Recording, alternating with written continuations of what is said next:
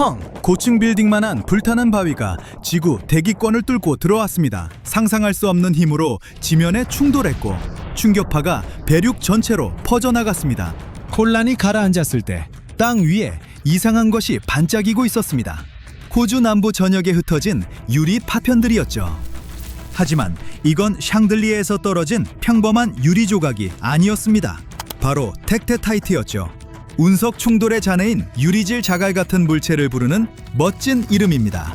과학자들은 이런 걸 전에도 본 적이 있었습니다. 마지막으로 발견한 건 약 78만 년 전 운석 충돌에서 생긴 것이었는데 그것만 해도 놀라운 일이었죠. 그런데 이번 발견은요, 더 놀랍습니다. 이 작은 유리 조각들은 약 1100만 년 된 것으로 보입니다. 그리고 반전이 있습니다. 이것들의 화학 성분이 알려진 어떤 충돌 지점과도 일치하지 않았어요. 마치 낯선 사람의 지문처럼 완전히 달랐습니다. 즉, 완전히 다른 소행성 충돌에서 온 거예요. 대륙 전체에 파편을 날릴 만큼 거대한 충돌이었죠. 당연히 과학자들은 이 모든 걸 일으킨 거대한 분화구를 찾고 싶었습니다. 하지만 곧 깨달았죠. 소행성이 호주 자체에 떨어지지 않았을 수도 있다는 걸요. 동남아시아의 울창한 열대우림 깊은 곳에 충돌했을 수도 있습니다. 아니면 파푸아 뉴기니의 험준한 산맥 아래일까요? 수백만 년에 걸쳐 지표면이 이동하고 침식되고 변형되면서 분화구를 완전히 덮어버렸을 수도 있습니다. 네, 건초 더미에서 바늘 찾기나 마찬가지죠. 오늘날 남아있는 건 이 신비로운 유리 단서들 뿐입니다. 와, 이 텍타이트들 정말 매혹적이에요. 어떤 건 공중에서 얼어붙은 작은 물방울 같습니다. 다른 것들은 길쭉하고 매끈합니다. 검고 빛나는 표면이 햇빛을 받으면 거의 살아있는 것처럼 보일 정도예요. 하지만 이 작은 보석들은 예쁘기만 한 게 아닙니다. 그 안에는 규소, 알루미늄, 철의 흔적이 있어요. 상상할 수 없는 열의 증거죠. 단단한 암석을 녹이는 그런 열 말입니다. 녹은 파편이 공중으로 날아가 땅에 닿기도 전에 유리로 식는 그런 열이요. 충돌이 그만큼 강력했습니다. 엄청난 폭발과 함께 반짝이는 조각들이 수백 킬로미터에 걸쳐 퍼졌죠. 마치 우주판 꽃가루 같았어요. 이런 발견들은 지구가 우리가 생각했던 것보다 더 많은 대규모 소행성 충돌을 겪었다는 걸 일깨워줍니다. 텍타이트의 성분을 연구하면 과학자들은 소행성의 크기, 충돌 방식, 당시 어떤 혼란이 있었는지 알 수 있습니다. 캥거루와 붉은 먼지가 있는 호주 남부의 평화로운 땅이 한때 불타는 우주 충돌의 중심지였다니 정말 놀랍죠. 미스터리가 풀리는 반전을 기대하셨다면 죄송하지만 첨단 위성과 기술로도 과학자들은 아직 분화구를 찾지 못했습니다. 마치 소행성이 충돌하고 빛나는 빵 부스러기만 남긴 채 발자국 없이 사라진 것 같아요. 호주 남부는 이제 이 유리 파편들을 수백만 년 전의 비밀일기처럼 품고 있습니다. 인류가 이야기를 맞추길 기다리면서요. 그때까지 과학자들이 이미 찾아낸 충돌 분화구 몇 곳을 방문해 볼까요? 서호주 중심부 고대 필바라 지역에서 지질학자들이 지구에서 가장 오래된 충돌 분화구를 발견했습니다. 약 27억 년 된 것으로 추정됩니다. 네, 억입니다.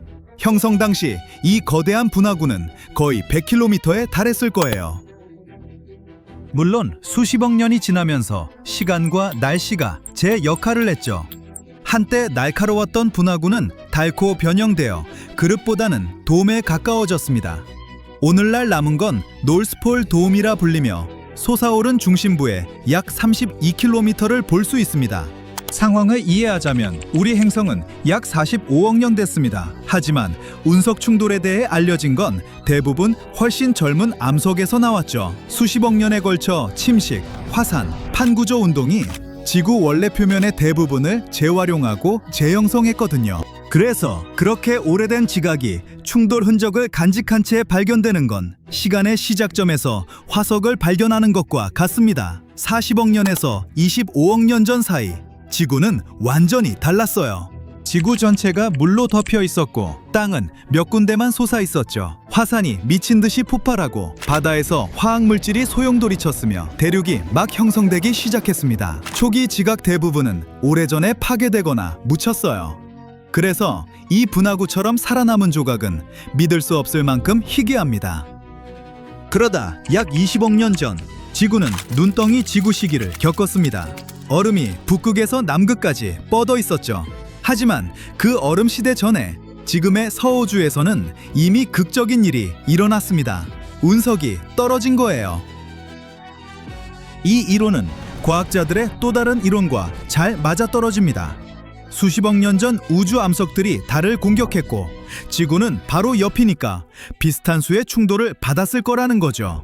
다만 우리 행성이 계속 스스로 재형성하면서 대부분의 증거가 사라진 겁니다.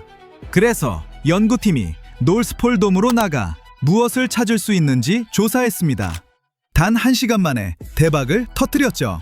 쉐터콘이라는 걸 발견했는데 운석 충돌의 상상을 초월하는 압력에서만 형성되는 섬세한 원뿔 모양 패턴입니다. 이건 절대 조작할 수 없어요. 이 쉐터콘을 이용해 과학자들은 충돌 시기를 약 34억 7천만 년 전으로 추정했고 이 분화구가 멕시코의 칙술루브 분화구와 비슷한 크기였을 거라고 생각합니다. 6,600만 년 전 공룡을 멸종시킨 그 유명한 분화구요. 이 고대 충돌이 그만큼 거대했습니다. 하지만 그게 다가 아니에요. 연구팀은 운석이 충돌할 때 하늘로 날아간 녹은 암석의 작은 방울들도 발견했습니다.